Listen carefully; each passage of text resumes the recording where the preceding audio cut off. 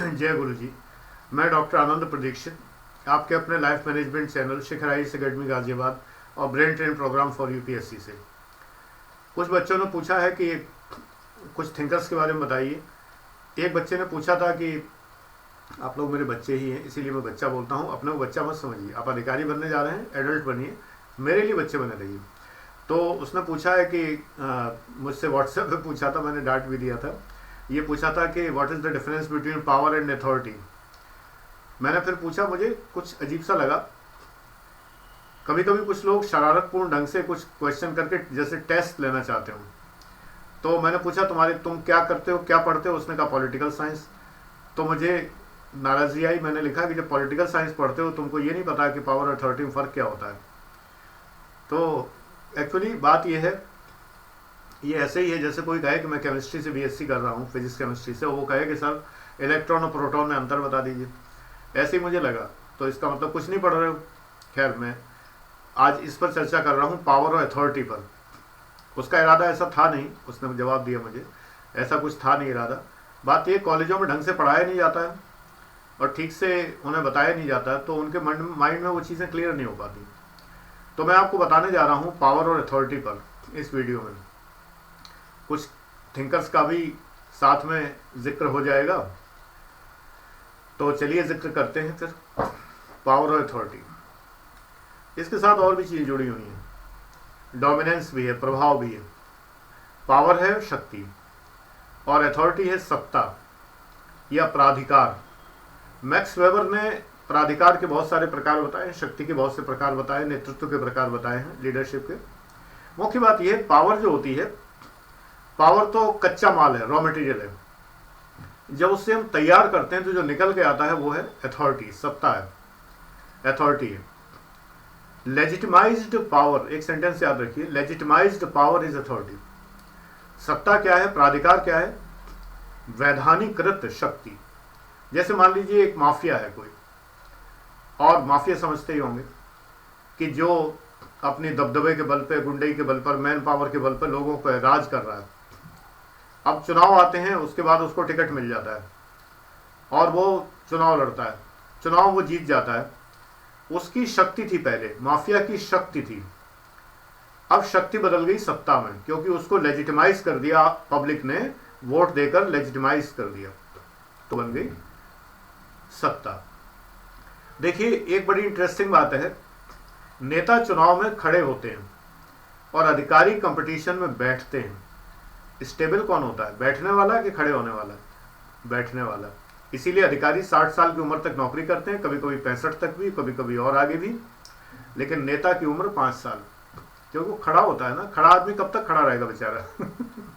तो ये मैंने क्यों कहा, इलेक्शन और सिलेक्शन का फर्क है। नेता का इलेक्शन होता है, आपका सिलेक्शन होता है। अथॉरिटी दोनों को मिलती है। मैक्स वेबर ने दोनों के लिए कहा है कि लीगल रैशनल अथॉरिटी है, वैधानिक तार्किक सत्ता। ये वैधानिक है, विधान से मिली हुई है, संविधान से मिली हुई है, so it is legal, it is rational. इसके पीछे तर्क है, इसके पीछे परीक्षण है, शक्ति परीक्षण है, चाहे वो चुनाव का हो और चाहे प्री मेंस इंटरव्यू का हो। वैधानिक तार्किक सत्ता है। नेता को अपने अनुयायियों को प्रभावित करके उन्हें वोट देने के लिए प्रेरित करना होता है। एक आईएएस होने वाले को किसी अनुयायियों को प्रभावित नहीं करना होता। इसलिए जो लीडरशिप की असली क्वालिटी है वो आती है पॉलिटिकल लीडर में। जो तमाम थ्योरी आप पढ़ते हो लीडरशिप की, एक्चुअली ये या तो प्राइवेट संस्थाओं के जो मैनेजर्स होते हैं उन पर लागू होती हैं, और या नेता पर लागू होती हैं, यानी पॉलिटिकल लीडर पर। एक आईएएस अधिकारी, पीसीएस अधिकारी, पीपीएस, आईपीएस जो अधिकारी बनते हैं, इन अधिकारियों को लीडरशिप से बहुत ज़्यादा वास्ता नहीं रहता है। रीज़न ये कि तो थंब रूल चलता है, दिस इज थंब रूल, अंगूठा नियम। अंगूठा दबाया, घंटी बजाई, चपरासी आया, जाओ ये काम कराओ, जाओ फलाने बाबू को बुलाना, फलाने अफसर को बुलाना, सबऑर्डिनेट को, आया, जी सर, यस सर, हाँ भाई देखो जरा ये काम होना है इसको, अरे सर बस आपने कह दिया हो गया, अरे सर हो गया। उससे देखो ऐसा करना, उसको सर आपने कह दिया, बस चिंता मत करिए सर, मैं आपको शाम को फोन कर दूंगा कि काम हो गया, आप भूल जाइए इसको। ये तरीका होता है ऑफिस में। आपको कोई लीडरशिप नहीं बखाननी होती वहाँ कि सामने आपके मीटिंग आपने बुलाई, आप एक अधिकारी हैं, आपने मीटिंग बुलाई तो आप पहले सबको प्रभावित करें, पहले आप जो उनको इन्फ्लुएंस करें, अपना जोन ऑफ इंडिफरेंस पैदा करें, ये सब पैदा करें जो MP फॉलेट चेस्टर बर्नार्ड बताते हैं, वो सब आप पैदा करें। कोई ज़रूरत नहीं है। ऑफिसर आता है सिंपली, उसने कहा भाई कितने लोग आए, अच्छा ठीक है, जो लोग नहीं आए उससे स्टेनो बोलता है, जो लोग नहीं आए हैं उनका स्पष्टीकरण मांगिए, एक्सप्रेशन कॉल करिए। और अच्छा ये उसने कहा कि सर एक वो AC साहब हैं, वो जो है इतने समय से हर मीटिंग में नहीं आते। कितनी मीटिंग में नहीं आया वो?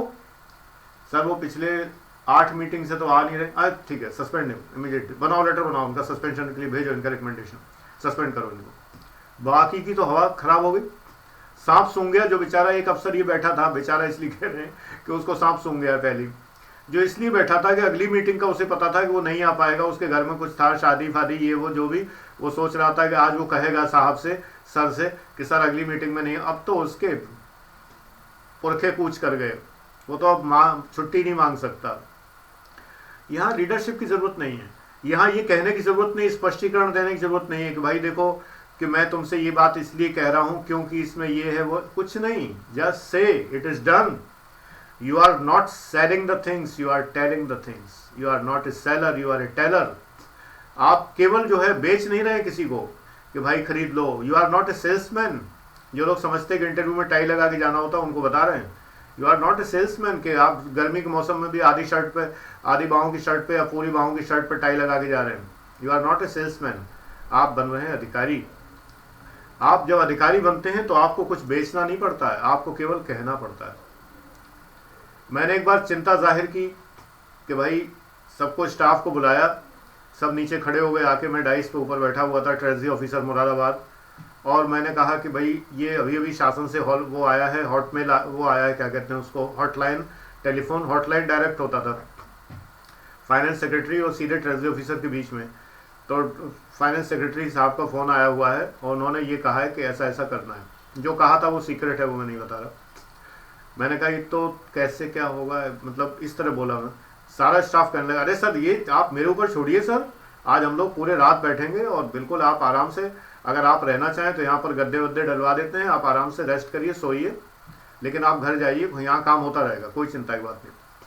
उन्होंने रात को 11 बजे तक पूरा काम निपटा के स्टेटमेंट बना के तैयार कर दिया, और रात की ट्रेन से 12 बजे कोई ट्रेन जाती थी, उस ट्रेन से लखनऊ भिजवाने की व्यवस्था भी कर दी। सब कुछ करके उन्होंने मुझे, एक चपरासी आया, उसने मुझे घर भेज दिया था।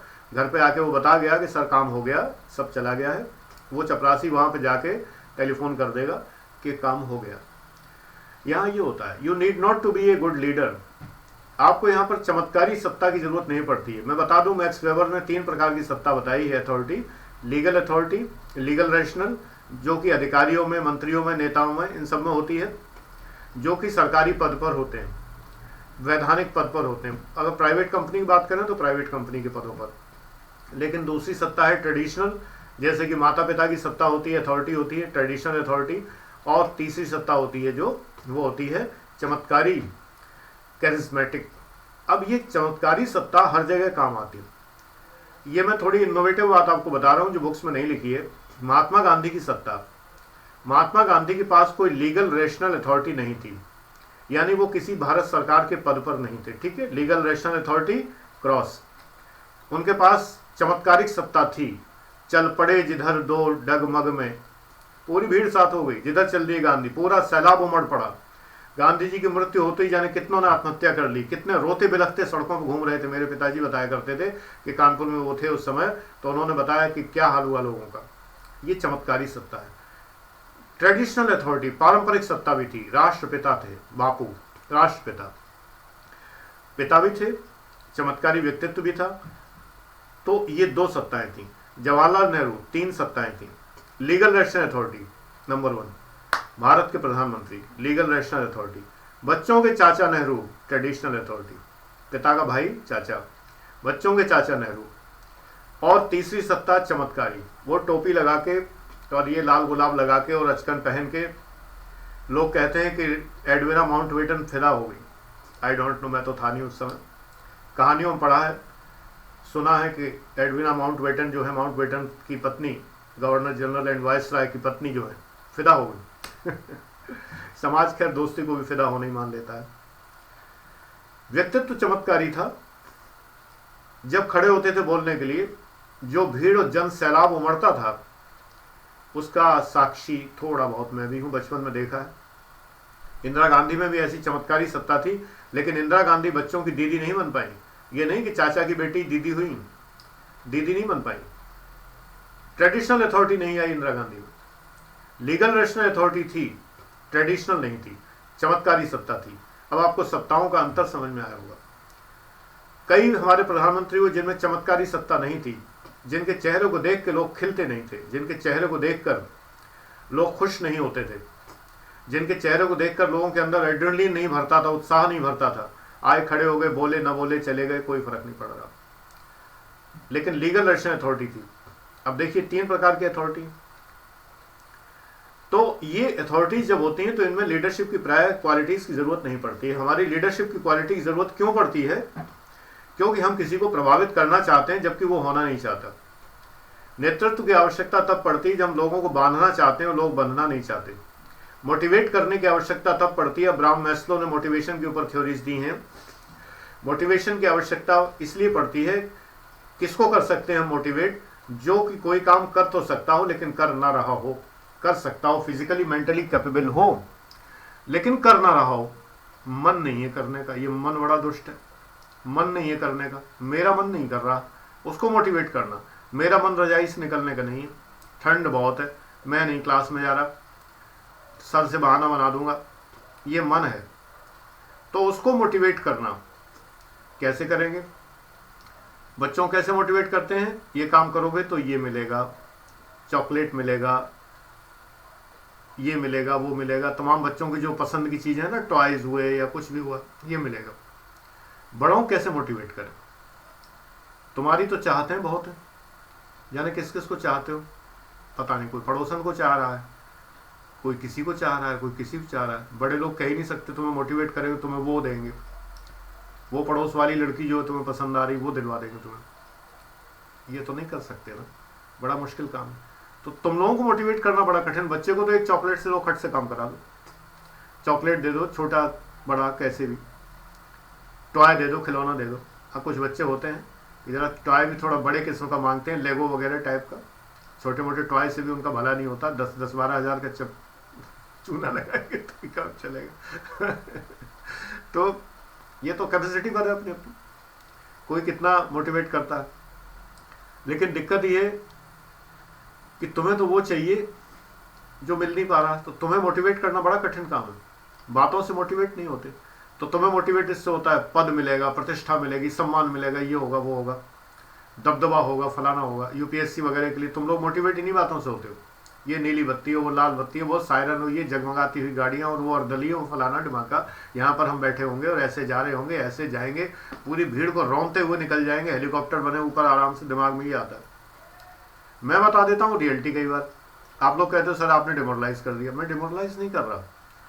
मैं आप में से उन लोगों को छांटता हूं जो वास्तव में मोटिवेट होने लायक हैं, जो इस बात के लिए मोटिवेट हो सकते हैं कि उन्हें जनता के लिए कुछ करना है, उन्हें पब्लिक के लिए, जो दुखी हैं, परेशान हैं, जो समस्याग्रस्त हैं, ब्यूरोक्रेसी की दुष्टताओं से परेशान हैं, रेड टेपिज्म से परेशान है, उनके लिए जिन्हें कुछ करने का जज्बा है वो रहें और बाकी जाए अपने आप ही डिमोरलाइज हो जाएं। बिल्कुल मेरा ये पवित्र कर्तव्य है कि ऐसे लोगों को डिमोरलाइज करना जो पैसा कमाने जा रहे हैं, जो दूसरों पे गाड़ी चढ़ाने की ख्वाब देख रहे हैं, जो कि सुपड़ा साफ करने का प्रयास कर रहे हैं। जाएंगे, मैं इसको साफ कर दूंगा। किसको? भ्रष्टाचार को नहीं, पड़ोसी को। वो जलता था मुझको, उसको, उसने मेरे ऊपर गलत निगाह डाली, उसको, उसने फलाने ने ये किया, वो मेरी संपत्ति को, मेरी गाड़ी को, मेरी गर्लफ्रेंड को, मेरे बॉयफ्रेंड को इस निगाह से देख रहा था, उसको मैं सत्यानाश करके बताऊंगा। मैं, अच्छा बेटा तुमने ये किया था, आज बताता हूँ, आज मैं IPS बन के।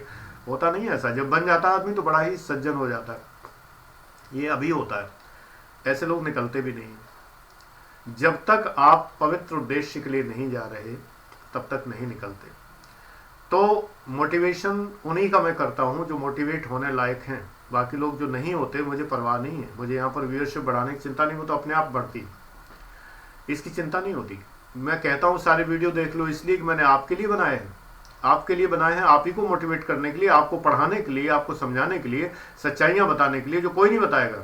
सब जगह बैठे हुए हैं फेल लोग, कभी पास नहीं हुए, वीडियो पे महात्मा बन के बैठे हुए, बिल्कुल एकदम ये लगता है जैसे कि सारा आईएएस का पूरा जिम्मा इन्हीं ले रखा है, इनकी बातें सुनते ही आप आईएएस बन जाओ, खुद तो बेचारे कभी बने नहीं। सारे एग्जाम देके थक गए, हार गए, थक हार के हाँप के बैठ गए और अब वीडियो में बनने लगे गुरु महागुरु, वो बनने लगे बैठ के। ये होता है। मैं आईएएस रैंक से रिटायर्ड हूँ, पीसीएस 4 बार सेलेक्टेड हूँ, बाकी क्वालिफिकेशन पर्चे में लिखी हुई है, वो इतनी ज़्यादा है, ईश्वर की बड़ी कृपा है कि उनको अगर आप पढ़ लेंगे 2-4 तो मैंने उसमें लिखी नहीं है। तो कम से कम आप ये ध्यान दीजिए कि जब आप चमत्कारी सत्ता ग्रहण करते हैं, चमत्कारी सत्ता क्या होती है मैं अगले वीडियो में बताऊंगा कि what is charismatic authority, how to develop a charisma in your personality. So you will develop a charisma in your personality, definitely आप किसी भी क्षेत्र में सफल होंगे। तो करिज्मा वाला वीडियो अलग आएगा। अभी मैं ये बता रहा हूँ, थिंकर्स की बात कर रहा था, तो मैक्स वेबर ने ये बताई हैं सारी बातें। अब्राहम मैस्लो ये बताते हैं कि हम किसी को मोटिवेट कैसे करें। मैकग्रेगर ये बताते हैं कि मोटिवेट करने की एक्स थ्योरी और वाई थ्योरी होती है। एक तो ये होता है कि कैरेट डिस्ट्रिक्ट थ्योरी होती है। पहली थ्योरी में ये मानते हैं कि इंसान स्वभाव से कामचोर होता है, वर्क अवॉइडर है, उसको कैसे मोटिवेट किया जा सकता है। दूसरी थ्योरी में ये मानते हैं कि नहीं, अच्छा भी होता है। मुख्य बात ये, 2 बातें ध्यान रखेंगे तो पढ़ने में समझ में आ जाएगी। वैलेंसी और एक्सपेक्टेंसी थ्योरी व्रूम की है। व्रूम साहब ये मानते हैं कि वैलेंसी और एक्सपेक्टेंसी 2 गुण होते हैं, मोटे मोटे तौर बता रहा हूँ, वैसे थोड़ी इसी कॉम्प्लिकेटेड है थ्योरी। जब मैं पढ़ाता हूँ पूरी तरह कॉम्प्लिकेटेड थ्योरी पूरी पढ़ाता हूँ, यहाँ पर तो मैं नहीं उतना बता पाऊंगा क्योंकि उसके लिए इलस्ट्रेशन चाहिए होते हैं। तो व्रूम की थ्योरी में यह है कि आपकी वैलेंसी मेरी एक्सपेक्टेंसी, दोनों का मल्टीप्लिकेशन कर दीजिए, यानी आपकी इच्छा और मेरा मोटिवेशन करने की क्षमता, दोनों को मल्टीप्लाई कर दें। दोनों में से एक भी 0 है तो हो गया कबाड़ा, 0 है रिजल्ट। या तो मुझे मोटिवेट करना नहीं आता तो रिजल्ट 0, और आपको मोटिवेट होना नहीं आता तो रिजल्ट 0। ये थ्योरीज है। और भी है, आउची की जेड थ्योरी है और तमाम है। देखिए मुख्यतः जब आप क्लासिकल थिंकर्स की बात करते हैं ऑर्गेनाइजेशन थ्योरीज में, तो गुलिक, उर्विक, फेयोल ये सब पढ़ते हैं, लेकिन वेबर पढ़ना मत भूलिए। वेबर के बिना गुजारा नहीं है। जब तक वेबर नहीं पढ़ेंगे तब तक नहीं काम चलेगा। जब भी कभी स्टेट की बात आती है, राज्य का उदय कैसे हुआ, तो कॉन्ट्रैक्ट थ्योरी आती है। कॉन्ट्रैक्ट थ्योरी में आप पढ़ेंगे Hobbes, Locke, Rousseau, general will Rousseau भी पढ़ेंगे। लेकिन मॉर्गनथाउ की शक्ति सिद्धांत है, पावर थ्योरी है, पावर से राज्य का उदय हुआ। ये सब बहुत ज़रूरी है। पब्लिक हेल्थ पढ़ने के लिए भी इनको जानना ज़रूरी है कि आखिरकार राज्य पैदा कैसे हुआ। सबसे पहले तो समाज था। पहले समाज में लोगों ने सोचा कि अब एक राज्य बनाना चाहिए, एक राजा बनाना चाहिए, तो कॉन्ट्रैक्ट किया गया। पहले वीडियोस हैं इस पर, इसलिए मैं डिटेल नहीं जा रहा, मैं बना चुका हूँ। तो राज्य की रचना हुई, चाहे जिस प्रकार हुई, उस राज्य पर दूसरे ने कब्जा कर लिया शक्ति के कारण, तो मॉर्गनथाउ वाली थ्योरी हो गई। अब उसके बाद उसके 3 अंग बने, कार्यपालिका, विधायिका, न्यायपालिका। तो इसके बाद शक्ति का सेपरेशन का सिद्धांत आ गया, जो सेपरेशन ऑफ पावर, वो थ्योरी आ गई। सेपरेशन ऑफ पावर हो गया, the executive, legislature and judiciary हो गई अलग अलग। द एग्जीक्यूटिव जो है वो पब्लिक एडमिनिस्ट्रेशन में तब्दील हो गया, पॉलिटिकल साइंस से अलग हो गया, वुडरो विल्सन ने उसको अलग कर लिया। इस बीच में जो पब्लिक एडमिनिस्ट्रेशन था, इसमें कूद पड़े थिंकर बहुत सारे मैनेजमेंट वाले। टेलर मैनेजमेंट के थिंकर हैं। साइंटिफिक मैनेजमेंट इसमें नहीं चला करता, लोक प्रशासन नहीं चलता। कहाँ चलता है मैं कभी और बताऊंगा। लोक प्रशासन में नहीं चलता, प्राइवेट में चलता है। लोक प्रशासन में प्राइवेट, ये जो है प्राइवेट की बहुत सारी थ्योरी चलती नहीं, हमें पढ़ाई जाती है ज़बरदस्ती, कोई नीड नहीं इनकी। साइंटिफिक मैनेजमेंट जो है वो वर्कर और लेबर वाली बात आ जाती है। यहाँ कौन सा लेबर है? पब्लिक एडमिनिस्ट्रेशन में कोई लेबर नहीं है, ये कोई फैक्ट्री नहीं है, कोई उत्पादन नहीं हो रहा, इसलिए इस चीज़ें ध्यान रखिए। यहाँ पर अब्राहम मैस जो है उसकी जो ह्यूमन रिलेशन अप्रोच जो है, एल्टन मेयो, पिछली वीडियोस में मैंने बताया हुआ है, जॉर्ज पैनाक की कहानी बताई हुई। तो एल्टन मेयो वाली थ्योरीज भी यहाँ बहुत कम लागू होती हैं, सिवाय उन मक्कार कर्मचारियों के जो काम नहीं करना चाहते, उनके ऊपर थोड़ी एल्टन मेयो की थ्योरीज, एम्पी फॉलेट की थ्योरीज लागू होती हैं। यहाँ पार्टिसिपेटिव मैनेजमेंट नहीं चलता, क्रिस एर्गरिस और इन सब की थ्योरी नहीं चलती, लिकर्ट की ये थ्योरीज नहीं चला करती। रीज़न ये, अधिकारी सीधे थंब रूल करता है, बटन दबाता है, काम कराता है। यहाँ थंब रूल चलता है। अधिकारी पार्टिसिपेटिव मैनेजमेंट तब करता है जब स्टाफ बदमाश होता है, जब स्टाफ काम नहीं करना चाहता है, यूनियनबाजी करता है, नेतागिरी करता है, तब पार्टिसिपेटिव मैनेजमेंट करना पड़ता है। इसलिए ध्यान रखिए, ऑर्गेनाइजेशन थ्योरीज को सोच समझ के अप्लाई करना होता है। पब्लिक एडमिनिस्ट्रेशन हमेशा अप्लाई नहीं होता। If you are a lower rank officer, that is you are a PCS officer, then आपके सबॉर्डिनेट जो होंगे वो क्लर्क्स होंगे, आपके सबॉर्डिनेट अफसर कम होंगे। क्लर्कों से काम कराने के लिए आपको कई बार पार्टिसिपेटिव मैनेजमेंट और मोटिवेशन की थ्योरीज यूज़ करनी पड़ेगी। उनकी यूनियन बहुत बड़ी है और हड़ताल करने में आगे हैं। ड्राइवरों से, चपरासियों से काम कराने में इस सब थ्योरी का प्रयोग करना पड़ता है जो प्राइवेट ऑर्गेनाइजेशन करते हैं। लेकिन जब आप IAS अफसर हैं, आपके अंडर में PCS हैं, जो आदेश देंगे वो करेंगे कैसे नहीं, उल्टे होके करेंगे, सर के बल करेंगे, कभी हड़ताल नहीं करते अफसर। अगर आपके अंडर में PCS अफसर हैं या और भी अफसर हैं आपके अंडर में, आप जो आदेश देंगे वो चुपचाप करेंगे, बिना चूं चपड़ किए हुए चुपचाप करेंगे, चाहे जितने टेंस रहें, चाहे टेंशन के मारे मर जाएं, लेकिन आपके आदेश का पालन वो करके रहेंगे, करना पड़ेगा उन्हें, बिना करे जाएंगे कहाँ। So that no motivation is required.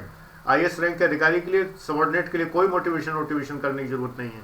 अब बताइए, पूरा पब्लिक एडमिनिस्ट्रेशन तो 2 भागों में बट गया। जब 2 हिस्सों में बट गया, ऊपर से किताबों में तो एक ही तरह का दिया हुआ है, तो पूरा पब्लिक एड तो 2 हिस्सों में बटा हुआ है। एक वो पब्लिक एड जो ऐसा पिरामिड जिसके अंडर में एक ऑफिसर के अंडर में ऑफिसर होते हैं, और एक वो जिसमें ऑफिसर के अंडर क्लर्क होते हैं। ऊपर वाले ऑफिसर के अंडर भी क्लर्क होते हैं, लेकिन किसी के अंडर में एक ऑफिसर्स होते हैं, वो एक अलग प्रकार का ऑर्गेनाइजेशन है। जब अंडर में क्लर्क होते हैं या चपरासी होते हैं, वो एक अलग प्रकार का ऑर्गेनाइजेशन है। बताइए ये बात किस बुक में मिलेगी आपको? I am telling you, behaviour अलग है, ऑर्गेनाइजेशन बिहेवियर अलग है, ऑर्गेनाइजेशन थ्योरी अलग है दोनों की। जब आपके अंडर में केवल क्लर्क होते हैं, वो थ्योरी पूरी अलग है। जब आपके अंडर में ऑफिसर होते हैं, वो पूरी थ्योरी अलग है। एक IAS ऑफिसर का पिरामिड अलग है, एक PCS का पिरामिड अलग है। अलग अलग प्रकार से आपको कार्य करना होता है। जब आपके अंडर में जनता होती है तो आपका पिरामिड अलग है, जनता के साथ आप अलग बिहेव करते हैं।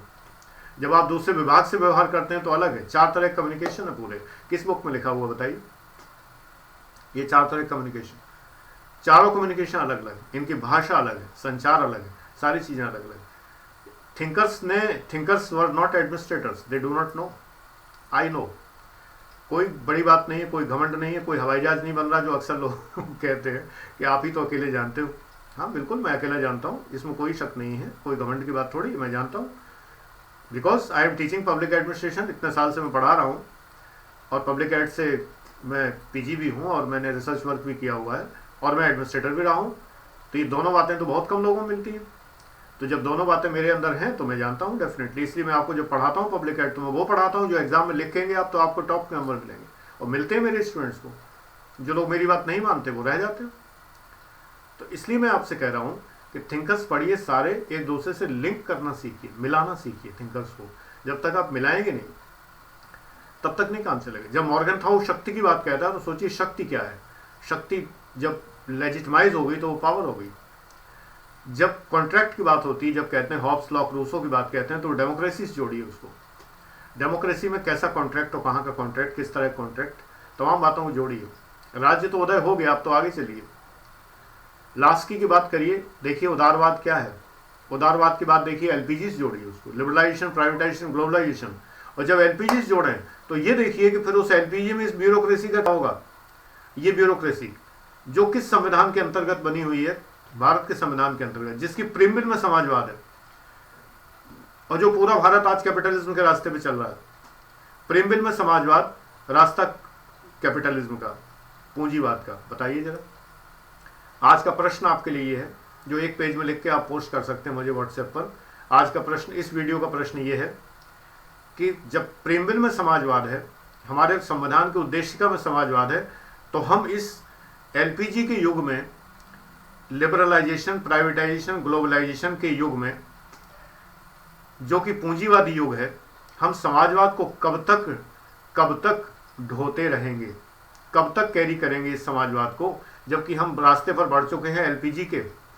कोई महानुभाव LPG को अगर लिक्विफाइड पेट्रोलियम गैस समझते हो तो आपको नमन है, मेरा सादर प्रणाम है। अगर आप ये समझते हो LPG, वो वाली बात यहाँ नहीं है। तो इसलिए मैं कह रहा हूँ, कई महानुभाव समझते भी होंगे ऐसा। LPG मतलब यहाँ पर लिबरलाइजेशन, प्राइवेटाइजेशन, ग्लोबलाइजेशन है। आज का प्रश्न ये है, इस पर लिखिए। आपके प्रति मैं इमेज बना रहा हूँ। लोग पूछते हैं कि आपके प्रति मैं सकारात्मक इमेज बना पाऊँ, इसके लिए मैं क्या करूँ। पहले सारे वीडियो देखिए, आपके लिए प्रेस्क्रिप्शन है जो मैंने लिख दिया डॉक्टर की तरह। सारे वीडियो देखोगे, आपका दिमाग काफ़ी डेवलप हो जाएगा, आप अच्छे प्रश्न करेंगे। आप ये नहीं करेंगे कि आप केवल सादर चरण स्पर्श करते ना फिर कहें कि मैं 6 से 12 तक की NCERT पढ़ रहा हूँ। ये नहीं करेंगे कम से कम, क्योंकि इस बात से मुझे सख्त चिढ़ है। I hate this thing. ये केवल फेल होने के लक्षण होते हैं और कुछ नहीं होते। एनीवे, तो आज का वीडियो यहीं तक, फिर कभी आगे बात करता हूँ। कभी कभी कई वीडियो जब मैं अपलोड कर देता हूँ तो एक आध दिन छुट्टी मार लेता हूँ, तो वही कल मैं छुट्टी मार ली थी मैंने तो ठीक है, आप लोग कंसर्न है, चिंता करते हैं। Thank you very much, God bless you.